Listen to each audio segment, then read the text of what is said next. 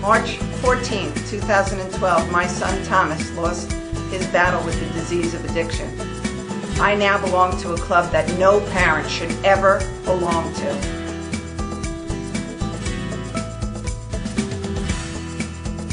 Do you know the signs? Do you know the trends that children are doing in today's world?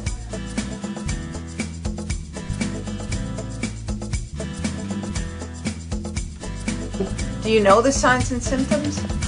Do you know the signs and symptoms of drug abuse? I want to empower and educate Long Islanders by bringing a force of professionals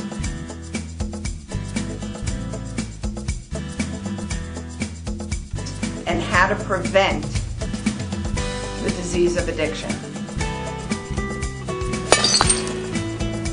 Long Island in Crisis. Good evening and welcome to Long Island in Crisis. I have a very special guest tonight, and of course our topic is going to be the heroin and opiate epidemic that is raging in the United States, never mind just on Long Island, New York.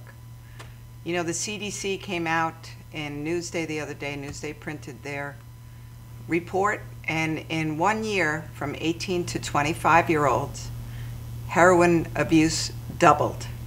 In this country, if we were in a war, if we were in any other, if something was taking our young people's life at such an alarming rate, I don't understand why we're not, every single American, up in an outrage, demanding that we do better awareness, better, commercials to educate and empower parents to know what's going on in the streets. You know, we're a very busy society, but we need to start focusing on what we need to start focusing on. My guest tonight is my friend Nora Milligan, and Nora has a very exceptional story, I will say, and she is a delight to be around. She's a critical care nurse. Her son, she will tell you his story. So we are similar moms with different outcomes, but we are big advocates. We're both involved with families in supportive treatment, and we're both involved with just trying to help people and educate them and bring awareness and empowerment to the families that are dealing with their loved one's addiction. And that, I know, is something dear to you too, is families. Family must be involved. So Nora, give us a little background on you and your son. Great. Thanks, Linda. Thanks for having me here tonight.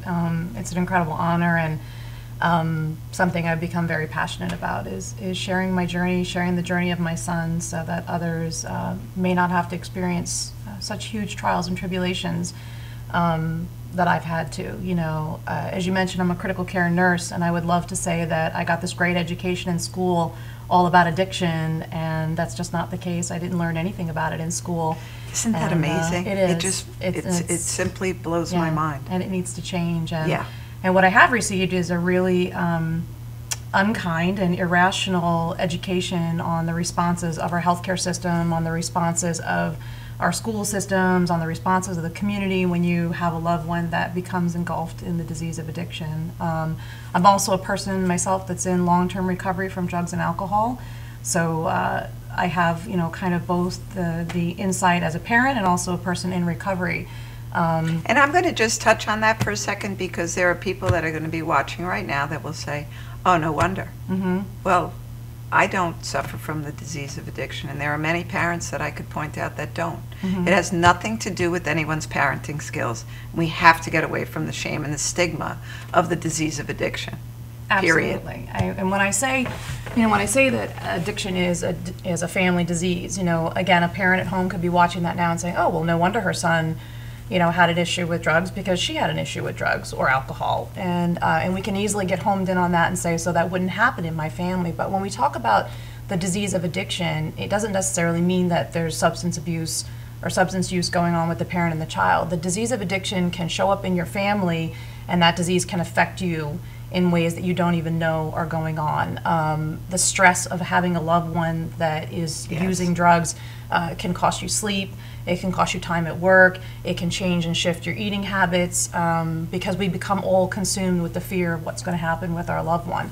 So where for me I had to look at my own self and my own habits with using substances to cope, and I had to get recovery for that. I also had to get recovery as a parent dealing with a child that had substance use issues, and how I was enabling and how I was contributing to what was going on with him. So whether you have a history of using substances yourself or you don't, we all have to get involved in what's going on with the person that is involved in recovery. We have to go to the recovery treatment center where they're at. We have to get involved with the family. We were just talking about this earlier. Groups. You have to. These groups can sometimes be very severing, and you have to advocate and say, no, I want to be involved in the recovery process.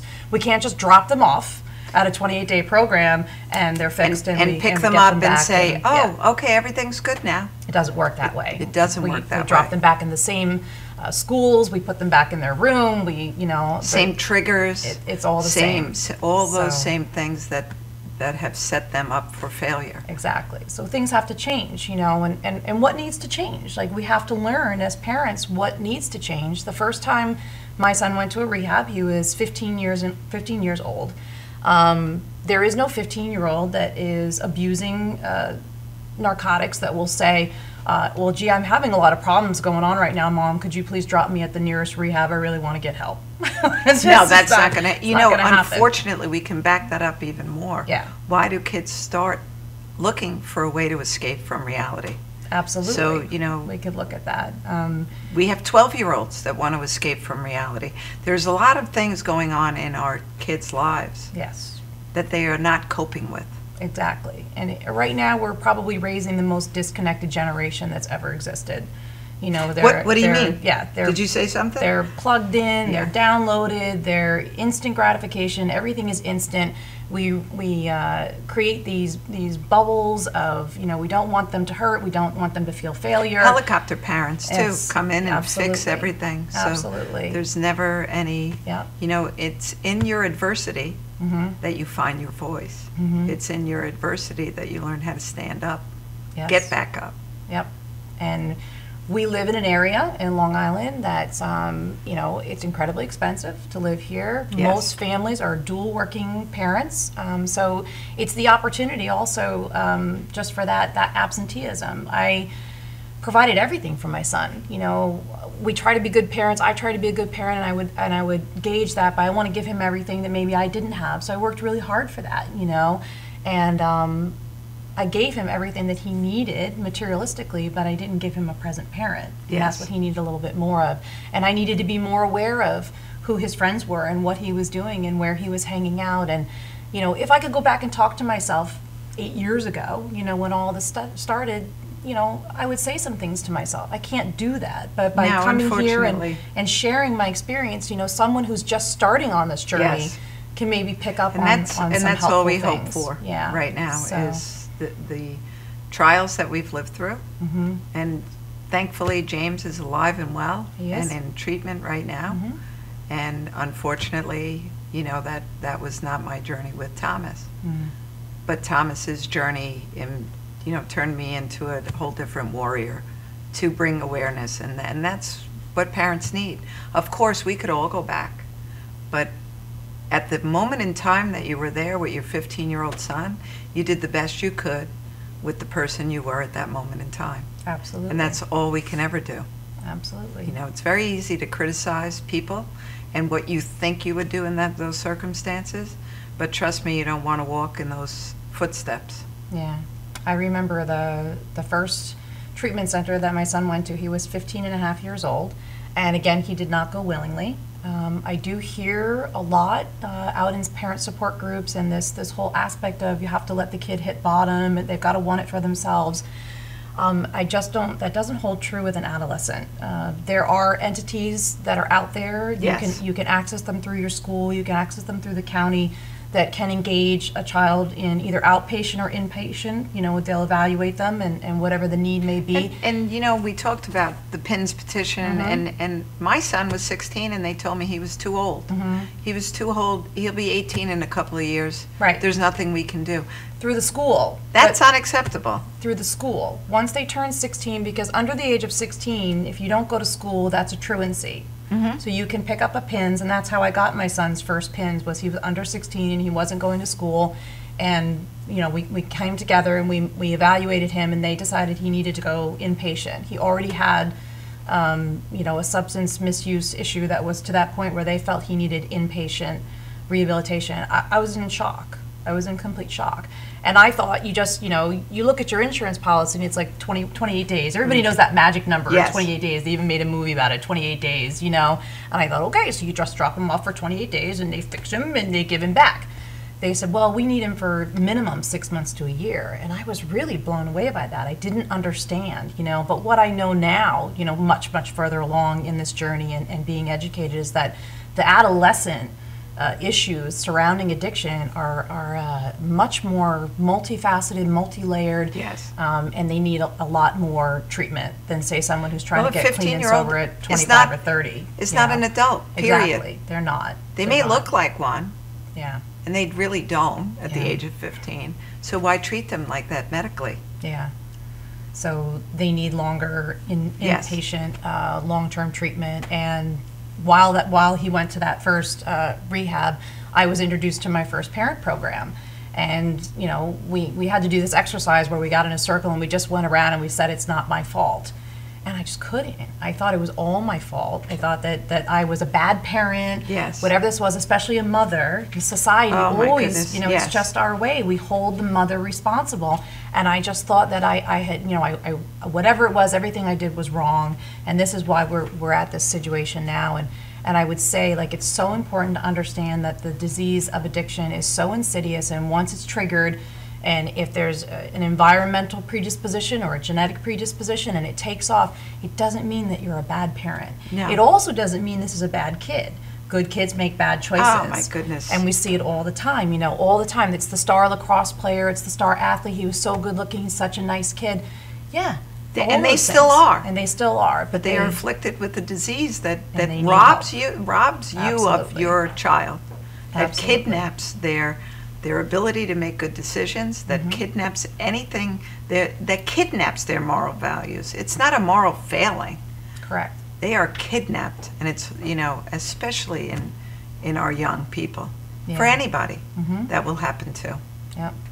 So he was in this first rehab, and he was in the first rehab for 6 months. So in that period of time, I heard this message that I needed to change. They were working on my son, and I needed to change. So I changed a whole bunch of stuff. I changed my work schedule. I changed my rules. I changed what my consequences were going to be if he didn't listen to what I say. If he thinks he's going to come home and he's going to do this and he's going to do that and he's got another thing coming, and I changed all these external controlling factors. And he came home from that first rehab, and within 1 week, he was right back to doing the same things and worse. And I was so at a loss. I didn't understand. I thought I was going to stay 2 steps ahead of him. I thought I was going to inflict the control, all these threats. I could threaten him with this. I'll take away that. I'll give him curfews, and just they don't care about that. None of it worked. So I was trying to inflict the external controls on a problem that's really internal, and I was about to get a lesson of a lifetime. And I would say to you again, I was really homed in on 28 days, and you get them fixed. Yes. There's no just short-term fix. This is a chronic, progressive disease, and once it arrives, put your seatbelt on, ladies and gentlemen, because it's a lifelong process. And I'm sitting here with you some 8 years later, and I could say that most parents tell timelines by 9th grade, 10th grade, senior prom, graduation. When I speak with other parents who have an adolescent that has truly been on this journey since a teenager, it's first rehab, second rehab, third rehab. But the first few rehabs he went to were all, they call it mommy mandated. I engaged the courts. I engaged whatever entities and resources I could to force him. And did I force him into treatment? I absolutely did. Because each amount of time that he spent away from those drugs and in treatment, even though it wasn't successful, each time he would come out and he may get a little. You know, that's such an interesting, and I'm going to stop you right there because successful. This is it's a chronic progressive disease. How do you measure success? And that's exactly what I was going to say. Does it go into remission? No, it does not. It's something that you work on every day of your life. Exactly. You know, and that's what it is. You Yes. have to strengthen your everything that goes into recovery. Yes. And I would say it's successful because in the past 8 years, he has spent more time off of drugs than he has on, which what I've gifted him by that, by those mommy mandations Yes. and forcing him into treatment, is I've gifted him a brain that developed as much as possible off of that substance. And brains that are not afforded that, brains from the age of, say, 12 to 21, that are developed more on the substance than off, the outcome is, you know, by the statistics and the factual evidence out there, that they have a harder time maintaining long-term sobriety. They have a harder time. You know, now you are in a 21-year-old body, considered legal in all aspects of the law, but you have the mentality of probably a 14-year-old. If even. If even, Yeah, right? So how frightening is that? Yes. That an adult can make all those important decisions about their health, about their finances, about your finances, I might add, you know, if they're still at home, all of those things with having the mentality of and the emotional stability of an early adolescent teenager. Exactly. And if we don't show them what the solution is, how can they ever reach for it? You know, now granted at 15, you know, most 15, 16, 17-year-olds are just by nature incredibly rebellious. You know, these are characteristics that exist in a normal teenager. So how do I know, you know, if I'm at home and I'm listening, how do I know if my kid really has a drug problem or is he just, you know, no, err on the side of caution. That's what I would say. And you know, and you're a mom. Yep. So did you always know before you got sick? You know, you could always, there was just that little something. Or with my 3 children, I always woke up probably 5 seconds before that baby started crying. There's just an innate intuition, and if you think there's something wrong, there's already something wrong. Yep. So don't wait for it to come out of the closet. Yeah. Go in and find out. Go after it. Absolutely. The earlier intervention with any disease Yes. is always going to lead down a more successful path. Absolutely. And my son's course was, after the 3rd time he was mandated into treatment, then I truly did have to step back and, as they say, allow him to hit a bottom. But the difference being that is, if I gave him the solution, if I equipped him with the knowledge of what was wrong with him, even though he wasn't ready to hear it, when the pain became great enough, he reached for the recovery for himself. If he had no idea what was wrong for him, the pain could be so great that we would actually be putting him 6 feet under before he realized what was wrong with him. You know? Absolutely. So you raise the bottom. When they talk about that, we have to wait for the kid to hit the bottom. No. We have to raise the bottom. And then, yes, we have to allow the person, the individual who's suffering with the substance misuse, to ask for help. You know, once they're over the age of 18, then yes, we do have to wait for that. But I would say to any parent, and it is my experience now, that my son started at the age of 15, so I have this experience with a 15, 16, 17, even 18-year-old, they're on the border, is to reach out to whatever resource you can and force them into treatment if that's what's necessary, because you're giving them the solution. Consequences. You know? That includes closing the walls and, you know, changing. You know, if you're not enabling, if the family is not enabling, they do start to get backed into a corner. Yes. And they're, you know, typically they're going to say, all right. And that window opens. Yes. For not a very long period of time. Very short period of time. And then there's all these other factors that when the child is ready, you know, or the person is ready, then we're, okay, great, they're finally ready. And I have this, look, here it is in my insurance policy. And then the insurance policy, the company says, oh, they don't meet medical necessity, we're not going to pay for this. And it's just devastating. It's devastating financially, it's devastating emotionally, not in that order. And it's just unbelievable. And that was my son's course as he progressed. And as with me. Yep, he became physically dependent. Now the difference being that, you know, when we're talking about misusing substances is that there's a mental obsession that's formed, and they mentally obsess after it. Everything goes out the window. Everything is about getting the drug. They lie, they cheat, they steal, all these behaviors that circle addiction. But at some point, especially when we're talking about opiates, we're talking about the opiate epidemic. Once the body becomes dependent, even if the brain says, well, today I don't want to do this anymore, they've lost all power of choice at this point. So what needs to happen to get that person from where they are in their disease to recovery, we need a detox. Yes. It's an absolute vital thing that needs to happen, is that they need to be brought down off of this drug. They need to be restored to physical and mental health before they can accept a program of recovery. It's a psychological rearrangement. Any 12-step program, you know, you need to be physically present and well before you can accept that. So if we're denying the person detox, we're denying them a chance at recovery. We're basically condemning them to a progressive death. And you can't die from opiate withdrawal. Not true. You know, absolutely not true. And that's what we've been fighting the last few years. Yeah, it's absolutely. And there have been changes made. However, the insurance companies are finding new ways to say no. Exactly. So the battle will continue. It will. And the battle will be won. Yeah. So, but out of the battle, some really incredibly amazing things have happened in my life. I got to know you. I've gotten to know a lot of other people. And we are really finding our voice here on Long Island. And we're really coming together. I'm a very proud member and parent advocate for FIST. You mentioned FIST. Families in Supportive Treatment, and the way that came about was when I had that insurance denial, I was just like in absolute disbelief that this could happen. You know, I walked around with this insurance policy that I paid my deductibles, I did everything, and I felt protected. And when it was time for him to go away for that treatment, they said no. I couldn't understand it. And we're going to finish that story in just 1 minute. We'll be right back.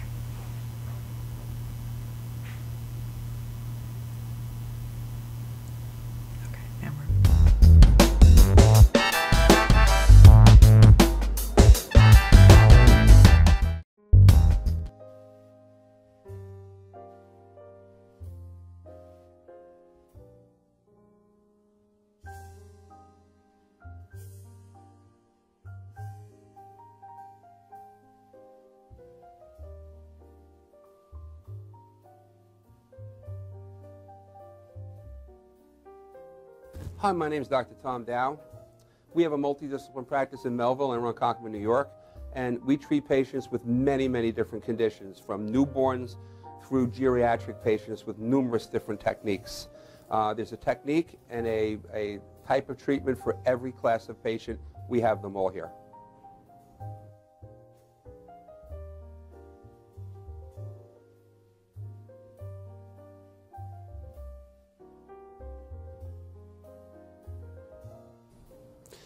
Here's my son Thomas, also a doctor of chiropractic, working on one of our patients' cervical spine. This patient has had chronic neck pain for many, many, many years, has been to a multitude of different practitioners with little or no response. And with our specialized techniques, she has improved tremendously and continues to improve on a daily basis. We have two practices, one in Melville and one in Ronkonkoma, New York. We are a multidisciplinary chiropractic office. What that means is we have chiropractors, massage therapists, acupuncturists, psychologists, all working as a team and a network of outside professionals such as orthopedists and neurologists that we work hand in hand with to help determine what your injuries are and the best way to treat your injuries. I have the great pleasure of having my son in practice with me. We work hand in hand, father and son, to give our patients the best care possible, and a staff which is loving, caring, and you'll never have to wait at all in our office for service.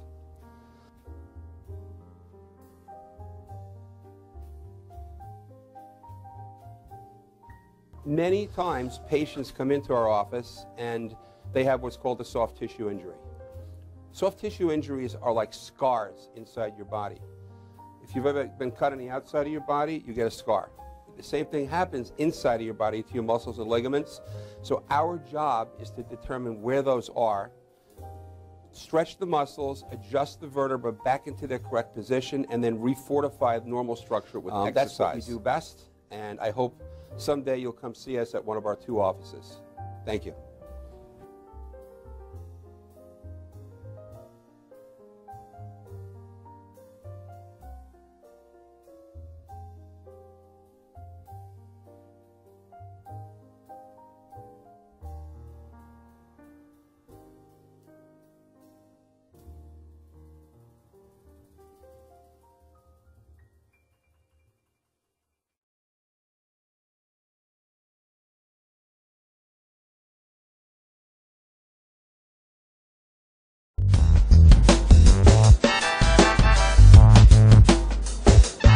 Welcome back to Long Island in Crisis with my extra special guest, Nora, this evening.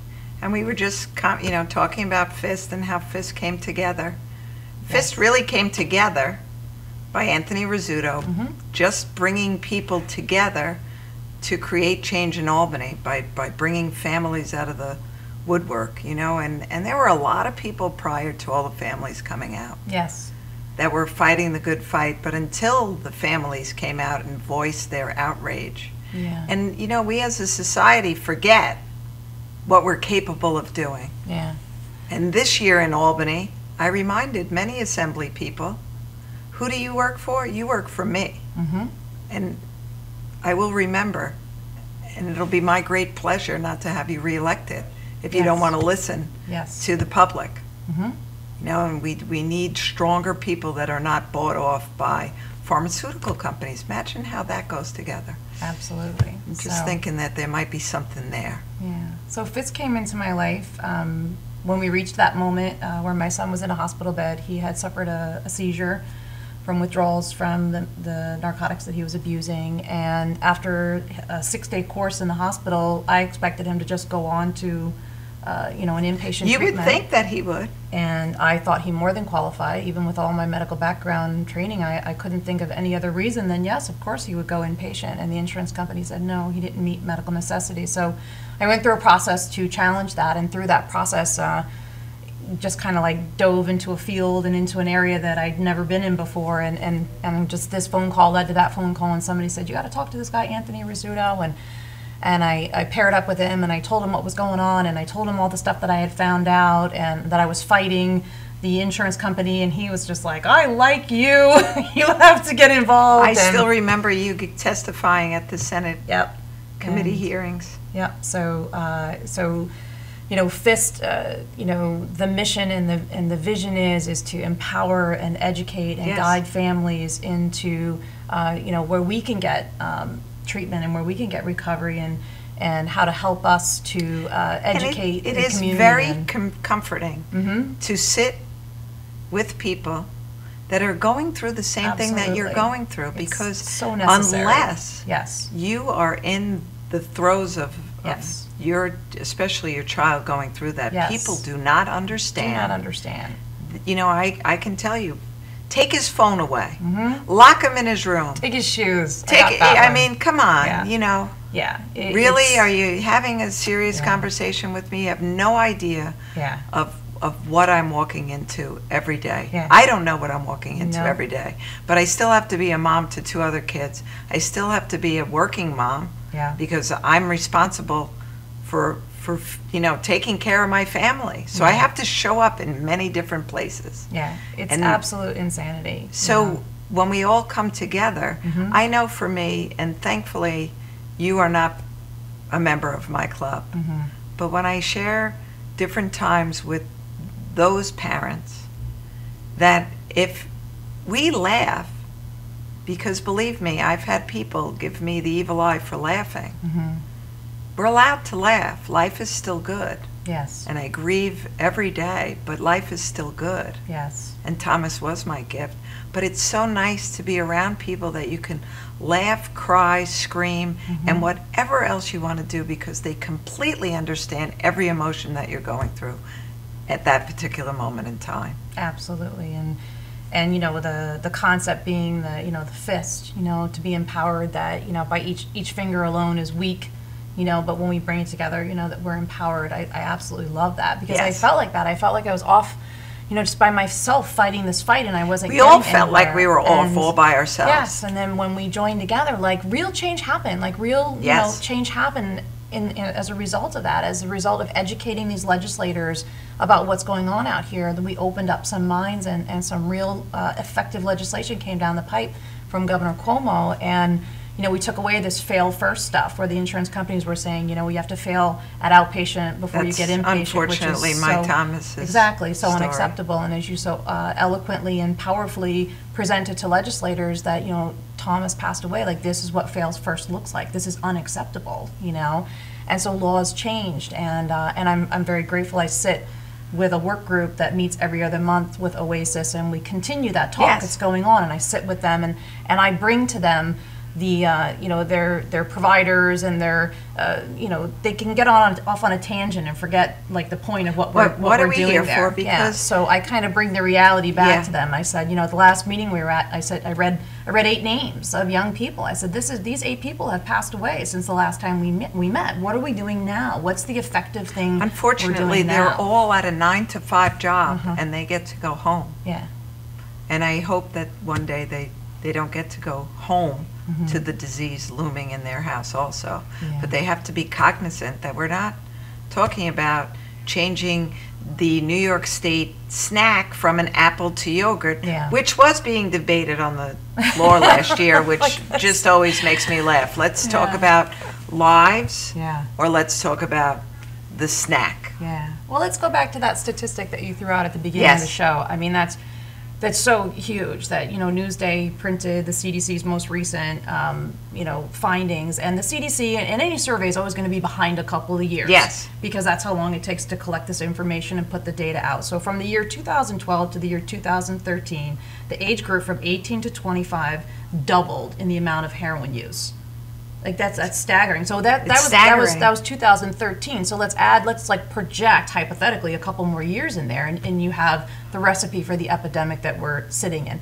Any other product that was being released upon the American population, it would be all over. The government would be on it. It's a product, and make no doubt about it. It's not only a product; it's a business. And it's marketed by the cartels in such a way that they're targeting certain areas. I do believe that the, who made the Forbes list last week as the newest billionaire? The OxyContin family. Yes, the OxyContin family. Make no doubt about it. It's calculating and it's a business. And there was even a recent article. I'm in school now, and I did a recent class on addictions in America. And it's very interesting when we look at the data and the drugs, the different kinds of drugs and where they're being abused. And opiates is really like just smashing the eastern seaboard. But when you trend over to the west, it's all crystal methamphetamine.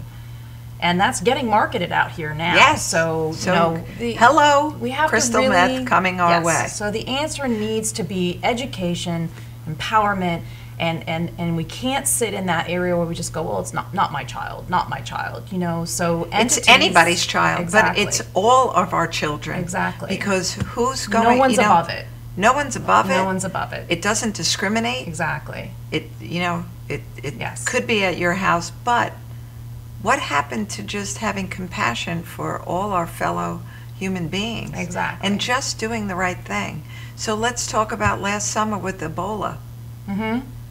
We had 1 death in the United States, and I will have that statistic next week on how much money was spent. We diverted millions, and manpower, and everything was practiced, and everything was, we have to get ready for this. Well, this disease is already here and claiming 1 every day on Long Island. That's just a very small area. Yes. And for people that are sitting at home going, well, it's not really impacting me, make no doubt about it, it's impacting you. If it's not impacting you, in a personal level or an emotional level, it's impacting you in a financial way. Because absolutely. This disease is costing billions of dollars to our economy, to our prison system. It's just unending, and there's so many unmeasured costs, the health of the family. Again, now if you're well, not the actual person, mom and dad could, you know, could be, you know, in therapy. Exactly. Never mind the physical ailments Exactly. that can come upon them. cardiac issues, loss We of sleep. have siblings that are going to, and make no doubt about it, they are the unheard voices. Absolutely. Because mom and dad are paying attention to the one child that is in the most trouble. And that's normal, typical behavior, but the voices of the other children often go unheard. Absolutely. They get angry.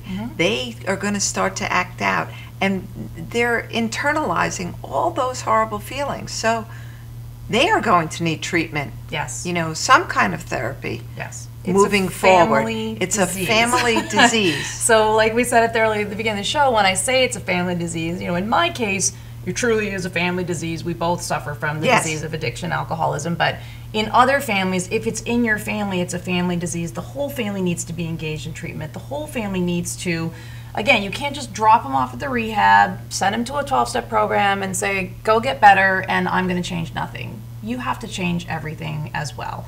You know, and that's the whole, like the vision of FIST, you know, Yes. going back to that, is that families and supportive treatment. We talk a lot about parents because I am a parent, you know, but, Yes. but like you said, we're talking about significant others. We're talking about those who have parents that suffer with this, you know. Absolutely. Siblings, Because you know, the it's other family, age group that we're so- not talking about is Yeah. that 45 to 55 who have ailments. My back hurts, my knee hurts, weekend warriors, or just, you know, Yep. life circumstances Yep. coming their way. And there are, I would love to know the real death toll for that age group, because now it is just reported as heart attack Yes. or other, you know, I don't think we have a true number on that generation of people. Yeah.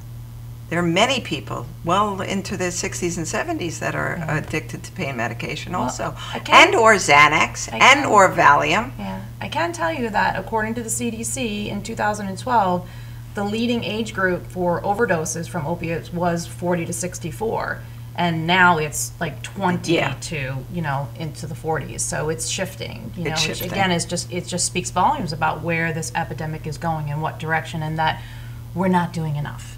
We're not doing. You mentioned, you know, the prescription medications. I mean, there's so much evidence out there now that links the overprescribing of narcotics to the opiate epidemic that we're in. It's just you can't even argue it anymore. No, you can't argue And yet it. the doctors still, you know, the American Medical Association says, you know, please don't dictate to us what we need to learn in our schools, and that's just And they voted unacceptable. down that bill They did. again They in voted it down. Albany. Yeah. And again, we So- will be back there next year, Yep. and it's just, So we have to get people educated. You know, when someone's sitting at home and they go, well, what does that have to do with, you know, my son's shooting heroin?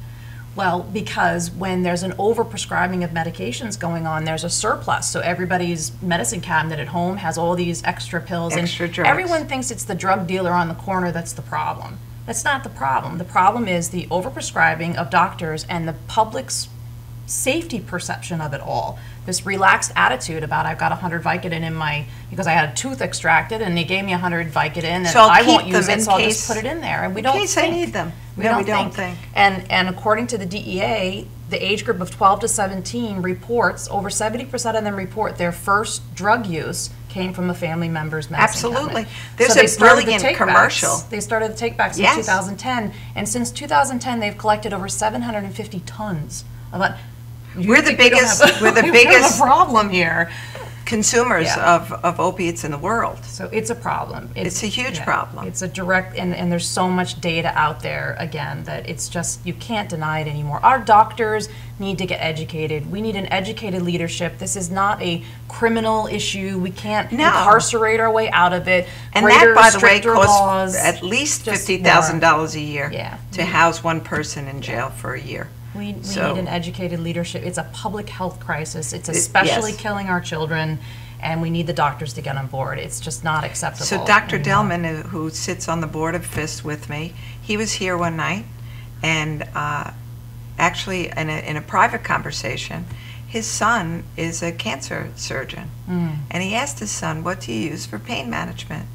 And his son's response was ibuprofen and 25 milligrams of Tylenol in an IV. And his patients have no pain. Yes. So what does that tell you about the most effective pain management? You know, when I was a kid, and we laugh about it, but your arm could be hanging off. My dad would have put a Band-Aid on it and said, take an aspirin, you're fine. And I'm not promoting that you should have to suffer in pain, but there needs to be a level of pain so you know not to use it. Mm-hmm. Your body uses pain to signal to you, hey, back off of that. I need to rest that. So you need to be, I do believe, a little bit uncomfortable so you know what's going on inside your body. You can't mask everything. So why can't we start with the smallest amount and work up? Well, we can. And again, We can. It's a level of education. You Yes. know, I'm a critical care nurse now, but I spent quite a few years working in hospice. And when I went to hospice training, I had pain management training. And I learned a lot about pain that I never learned in nursing school, that there were different types of pain, and different types of pain respond differently to different kinds of medications. And in all reality, cancer pain, chronic pain, nerve pain, bone pain, doesn't really respond that well to a narcotic. It responds better to your anti-seizure medications, to mood-elevating medications. So, you know, there's the anti-inflammatories, the Tylenols, the ibuprofens. So hitting them with a narcotic, really, it's not helping them. It's really not. There needs to be more of a cocktail that goes on, and you can couple that with other types of things, yoga, And that, you know, that's TENS, other things that that's they can also, do. you know, cancer, end-of-life pain management. That's something, you know, I certainly, for my loved ones, if they're at end of life, give them anything and everything that's going to make them comfortable. I have Right. no issue with that.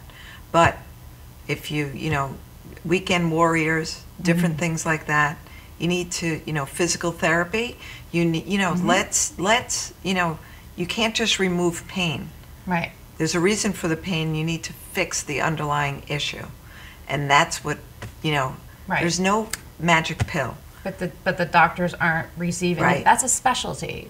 Pain management is a specialty. So unless our doctor goes into pain management, you're not getting that specialty education, just like I didn't get it in school until I went into palliative care. I got that specialty education on how pain works and how pain management works, you know. So not only that, they're not getting any education on addiction at all. So No, that's you know, a moral they're- failing. They're underutilizing their early intervention and recognition tools. They're experts, and there's data collection that they should be putting their patients through to recognize early intervention. Early is key. intervention is key. You know, so You know, and how can they do early intervention if they don't know what they're looking for? Wouldn't it be amazing if pediatricians really could be your first line of defense? Especially, who knows your children better Absolutely. than your pediatrician who's been watching them grow from day one? So we need education. We need education Without a for the doubt. doctors, for the communities, and you know, we talked about, again, you know, back to FIST. It's just such an important part of my journey now, and it's so empowering to help other parents. And like you said, that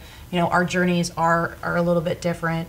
You know, Thomas passed away, and my son is still fighting in his disease. But there were periods, and there are periods that exist that I go through the same grieving process. Yes.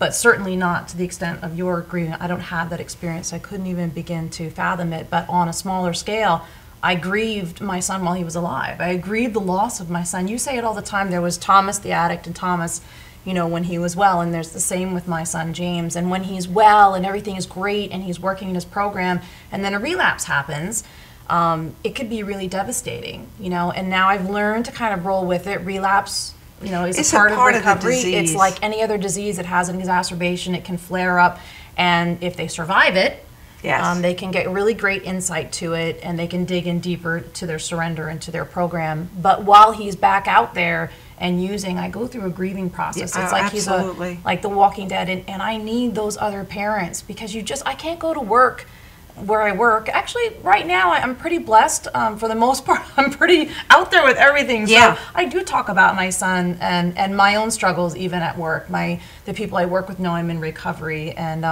it's really freeing. It's really great to be in long-term recovery, to be successful with that, and then so to come out of the shame and the stigma. Yes. Shame and stigma is what drives this disease. Absolutely. So, It looks to divide the family. Exactly. It So- looks to create all of those Yes. things. So FIST you know, creates this yes. warm, loving environment where we can come out of denial. Denial is a protective tool where we kind of wrap up in it because we can't look at it. And if you exactly. try to force someone to look at what's going on, whether it's the addict or whether it's the family, they'll just withdraw more, or they'll go into their substances more. What we need to do is provide a warm and accepting environment where we can say, "Oh, me too.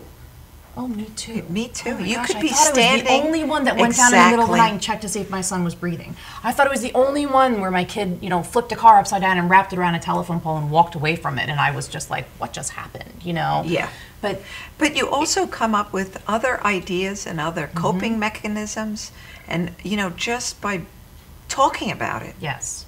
And there may be signs and symptoms that I'm experiencing that you haven't yet. Absolutely. And now all of a sudden you're that much further ahead in recognizing something that could be coming down the pike. Yep. Or you could have 10 people in the room come up with 10 different coping skills that maybe is going to help that 11th person. Yeah. One of those, just by sheer numbers. Yeah. But it's just also, it's great to be around people that can understand the journey that we've all been on. And you're getting the most up-to-date, present information. Like we said, those surveys, I mean, we're looking at the year 2013, it's 2015. Yeah. You have to wait for And the we're halfway information to through. come down the pipe, but if you're Exactly. involved in the parent groups, if you're getting in support groups, you're getting, like drugs like flakka are just emerging now. The synthetic drugs, they're emerging. If And we on wait that for note, the officials to come down the Yes. pipe, we'll be waiting. But we get it firsthand information by being We're connected. going to talk about the synthetic drugs. And we'll be right back.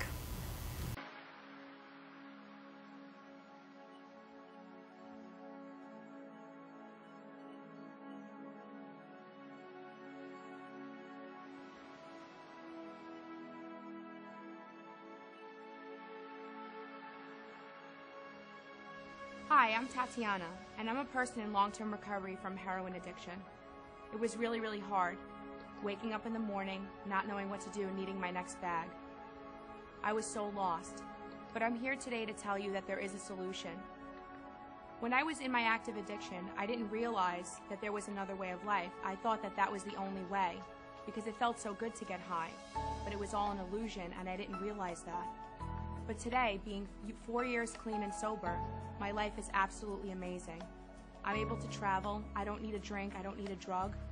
I'm just happy being with myself. I couldn't understand for many years why was I doing this? It's because I was an addict, but I didn't know it.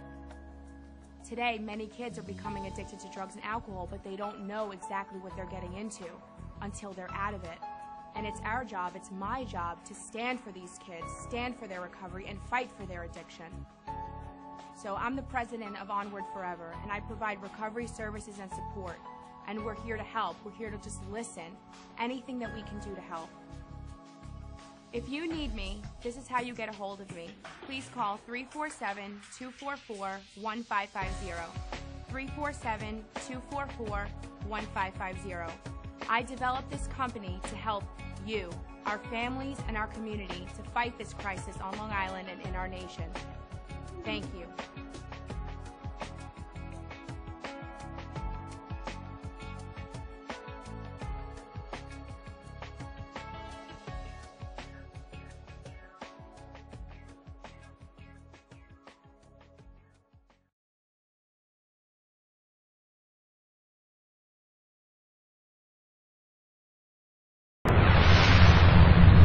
Hi, I'm Tom Mealy from Madhouse TV, and when I'm not at the studio, I'm here at the Harrison Law Group. This is my real job. And this January 2015, Brett and I are putting together a show called Legal Straight Talk. It'll be aired on Cablevision as well as here at Madhouse TV. You need to tune in.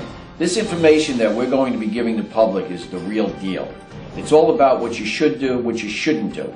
So tune in this January 2015 for a new episode of Legal Straight Talk.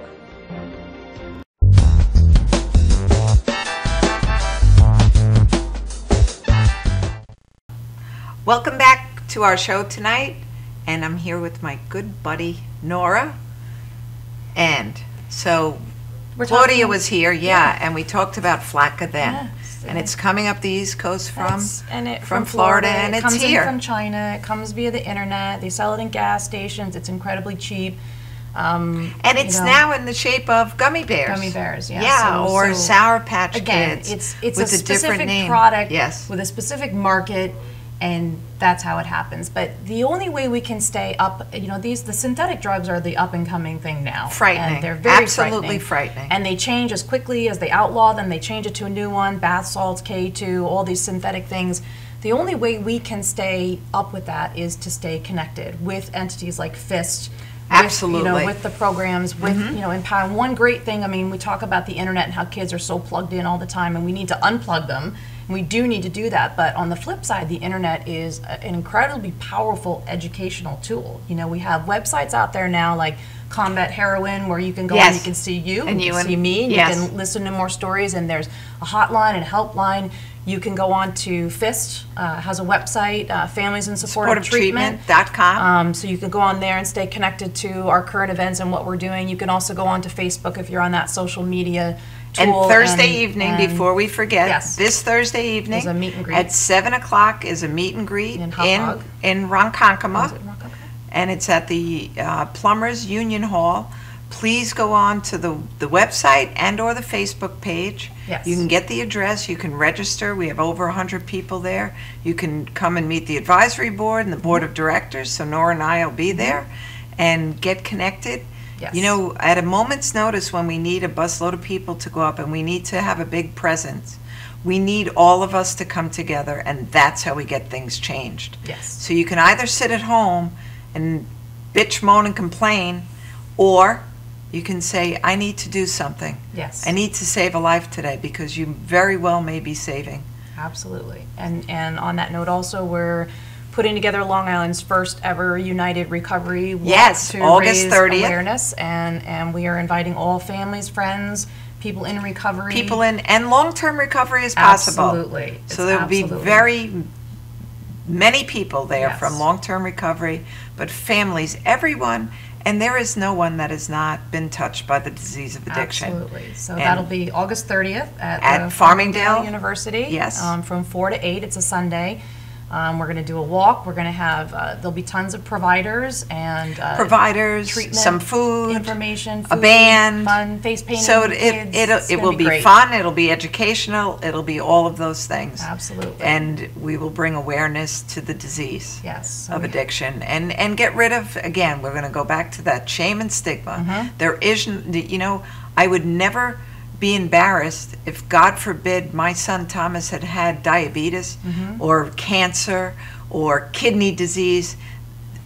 My God, my community would have come together and done a spaghetti dinner to raise funds. Yes. But when it's the disease of addiction, it's, oh, well, he deserves that. Exactly. Oh, well, that's his fault. Oh, the mother must be bad. The father must be bad. And again, that's like born, that's also born and originates a lot in healthcare. Absolutely. I can't even tell you how many times being in an emergency room and getting, they don't know I'm a nurse. I'm just there with my son getting treatment, and and I overhear the slurs and the names, and it's just so unacceptable. You know what? I had a nurse that I was in a class with for school refer to someone as a junkie, and I said, really, we're in a master's level education course. You can't find more better descriptive words to describe someone who has a substance misuse issue, patient struggling with the disease of addiction. We have to come, this is an oppressed population. We need to find a voice. We need to find a voice, and we need to say that's not acceptable language anymore. You can't use that language with other disease processes without you can't use names for many different things. Exactly. You can't say a lot of things without offending someone. Yeah. So it just comes down to education. We need better education. We need to understand more about the tools that are out there. Narcan, big one. We have the training going on. Tomorrow night, Wednesday evening at Copeg Firehouse at 7 o'clock is the latest one in Suffolk County. So I don't have them for Nassau County, but we will get them up on the FIST Again, if you just Facebook page and Thomas's Hope Facebook they're always page. Coming up when they're happening. Yes. And someone might be sitting at home and saying, well, what is Narcan? Well, Narcan is a medication that if it's administered to someone while they're actively overdosing, it can reverse the effects of overdose. Which an overdose, what happens is their respiratory drive just diminishes until they stop breathing. So we can administer Narcan and we can revive them. But what's happening is we're reviving them and then we're just sending them home. You know, we have oh my to, gosh, you know, and how really many that, people you know? have been let go from emergency rooms? My son overdosed, was revived with Narcan, was treated in an emergency room, and was discharged from the emergency room with discharge instructions that read, and I quote, under the discharge instructions, directions for the doctor, do not use heroin. That's the gist very of effective. The direction, you know, was to go home and don't use heroin. There was no that story just came resource. into my There mind. was no, you know, if you think you have a problem, call this number. Nothing like that. Have a social worker in the hospital come down Nothing. So and you know say we can help you. we need to find a voice to demand that, you know, that these patients be treated with at least a 3-day hold, an evaluation, some sort There of. is a law in the books, and I am going to spend some time with Oasis and find out, because we were going for a 72-hour hold. There is a 48-hour hold on the books. But I need to. But again, you know, how would you know that? How would I know that unless I'm need to be connected? Exactly. And that's the kind of information that goes, you know, through the parent community, the family community. So, you know, really, if you're sitting at home and you're wondering, what can I do to help my child? What can I do to help my loved one? What can I do to help my parents? Whoever it is. What can I do to help myself? You have to get empowered yourself. Yes. You have to get your own program of recovery. You have to look at, you know, the recovery teaches that we didn't cause it, we can't cure it, and we can't control it. But there's a 4th C that I like to throw out there, and that's that I can contribute to it. Yes. And I need to learn the ways that I'm contributing. And I can tell you that, you know, especially going back to moms are, you know, love conquers all. We're Absolutely. moms. Like, we want to love our children well. And but in sometimes that environment, yes. addiction can thrive. Addiction absolutely thrives in a loving, good home like that, because we're loving, possibly not in a healthy way. But until we learn that, we don't know. You always want to believe the best. And your kids can look at you, especially if they're struggling with the disease of addiction, and lie, cheat, and steal, and pull on your heartstrings, and somehow convince you that it's all, you know, what you're confronting them about just came back on you, and you walk away and going, how did that just happen? Yeah. Because that disease gives you the master of manipulation in your loved one. There's the fear. And the fear. Because the fear is if I'm a parent and I'm looking at my child and I'm in denial because I'm so afraid, if I accept that my son really does have an addiction, I also have to accept that he could die from it. Yes. It's a reality. We're sitting here and that is your experience. So as a parent who my son is still alive and in recovery, that's a very realistic outcome. I have no control over that, so that's terrifying, you know. But we have to accept it, and the gift is once I did accept that was the level of the disease that he had, I was fired up. Then I knew I could not leave any stone unturned, that I needed to incorporate. I needed help. Yes. I couldn't sit home in the dark all by myself in the shame and just cry about wish for it to go away. I needed help. Away. Exactly and right. And that's the direction my journey has gone. It's been amazing, like where this has taken me, in the sense that I can help others now, and we can shorten that path and get them connected to treatment. Get them connected, you know, and give you them know, the resources again, to do that. If I can't control my loved one's addiction, I can get help. I can get my own toolbox. I can feel better myself. I can practice everything that I need to practice to make my life, because the parents count, the other children count, the family counts. And the family has to come together, and they need to be able to live and enjoy themselves together, while then they fight and, you know, help direct their loved one towards treatment. But you can't, you know, you can't demand it. You can't control it. And that's the biggest thing that we give up, is you want to control everything in your child's life. And in the worst moments, when my son was living on the street in January of last year, and it was below zero, it was that really bad winter we had, and I would get in my Jeep to go to work, and the water bottle would be there, and it would be frozen solid, and all I could think of was, my God, my son is out there living in this. And I had no control, and the only way that became something that was livable was if I had help from others. People Yeah. supported me through that, you know, and I had to allow him those consequences. I didn't inflict those consequences. I just got out of the way and I allowed him to feel those Yeah. consequences until he could reach for his own recovery program. And I will say today, he's, And that's the toughest journey to go absolutely. He's a couple months clean, yeah. and he's doing really well. He's working a job, and he's coming up on his first paycheck, and I'm praying that all that's going to go well. And I just have to allow him that journey. And I know we don't have a lot of time, but for any parent that's sitting at home, we would say, oh, my child's coming up on getting their first paycheck. For someone struggling with the disease, it's huge.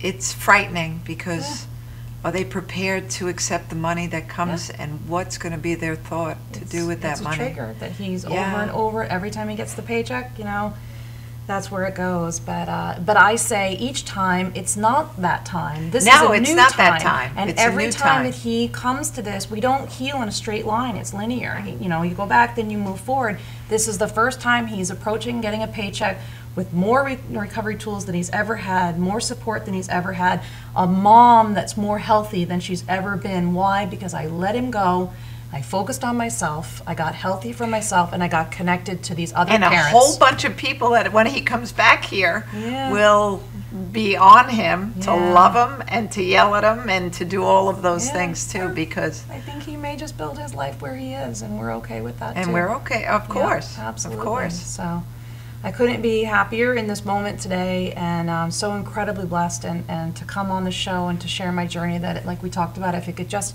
help one person that's just starting on this journey. But one person. Do yourself a favor and get connected. You know, reach out to FIS, find out how you can get connected. Combat heroin, there's so many places now. If that conversation isn't happening in your school and it's not happening in your community, then start the conversation. But we had Kim Lauby here, so we have hugs.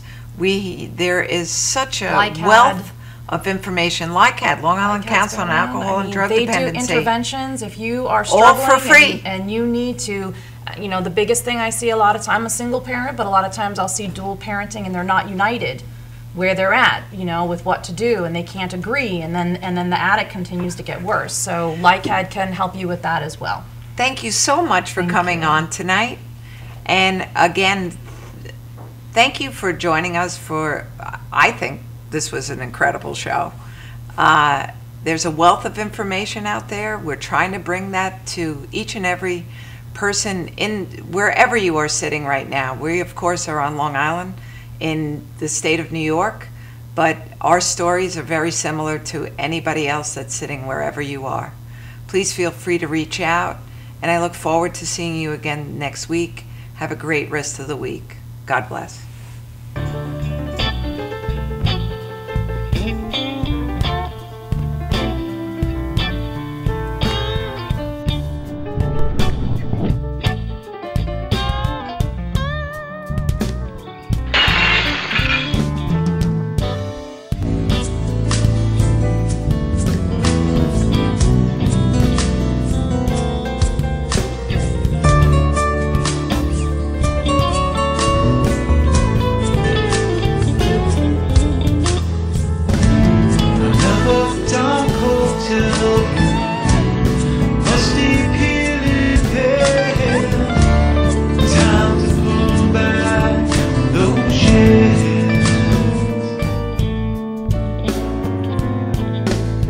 You know the night